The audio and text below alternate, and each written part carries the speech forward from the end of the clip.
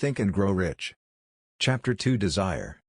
Like and subscribe to my YouTube channel and click to the bell icon for new updates. The starting point of all achievement, the first step toward riches. When Edwin C. Barnes climbed down from the freight train in Orange, N.J., more than 30 years ago, he may have resembled a tramp, but his thoughts were those of a king. As he made his way from the railroad tracks to Thomas A. Edison's office, his mind was at work. He saw himself standing in Edison's presence. He heard himself asking Mr. Edison for an opportunity to carry out the one consuming obsession of his life, a burning desire to become the business associate of the great inventor. Barnes' desire was not a hope. It was not a wish. It was a keen, pulsating desire, which transcended everything else. It was definite. The desire was not new when he approached Edison. It had been Barnes' dominating desire for a long time. In the beginning, when the desire first appeared in his mind, it may have been, probably was, only a wish, but it was no mere wish when he appeared before Edison with it.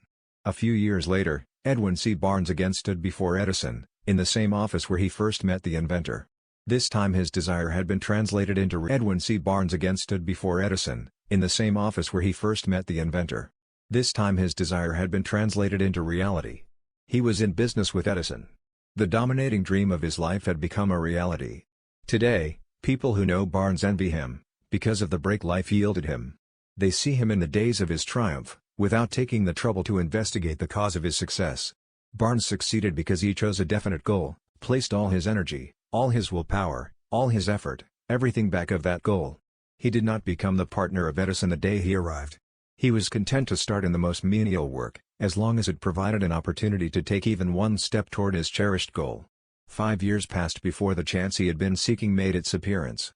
During all those years not one ray of hope, not one promise of attainment of his desire had been held out to him.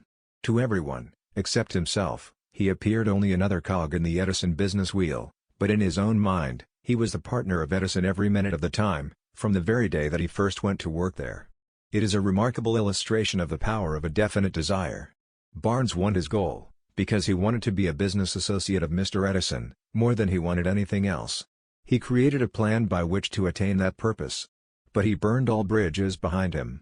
He stood by his desire until it became the dominating obsession of his life and finally, a fact. When he went to Orange, he did not say to himself, "I will try to induce Edison to give me a job of some sort." He said, "I will see Edison, and put him on notice that I have come to go into business with him." He did not say, "I will work there for a few months, and if I get no encouragement, I will quit and get a job somewhere else." He did say, "I will start anywhere. I will do anything Edison tells me to do, but before I am through, I will be his associate."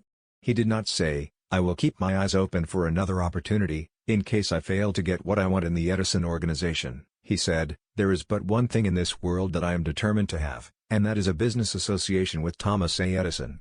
I will burn all bridges behind me, and stake my entire future on my ability to get what I want." He left himself no possible way of retreat. He had to win or perish. That is all there is to the Barnes story of success. A long while ago, a great warrior faced a situation which made it necessary for him to make a decision which ensured his success on the battlefield. He was about to send his armies against a powerful foe, whose men outnumbered his own. He loaded his soldiers into boats, sailed to the enemy's country, unloaded soldiers and equipment, then gave the order to burn the ships that had carried them. Addressing his men before the first battle, he said, "You see the boats going up in smoke. That means that we cannot leave these shores alive unless we win. We now have no choice, we win or we perish." They won. His success on the battlefield. He was about to send his armies against a powerful foe, whose men outnumbered his own. He loaded his soldiers into boats, sailed to the enemy's country, unloaded soldiers and equipment, then gave the order to burn the ships that had carried them. Addressing his men before the first battle, he said, "You see the boats going up in smoke. That means that we cannot leave these shores alive unless we win. We now have no choice, we win or we perish." They won.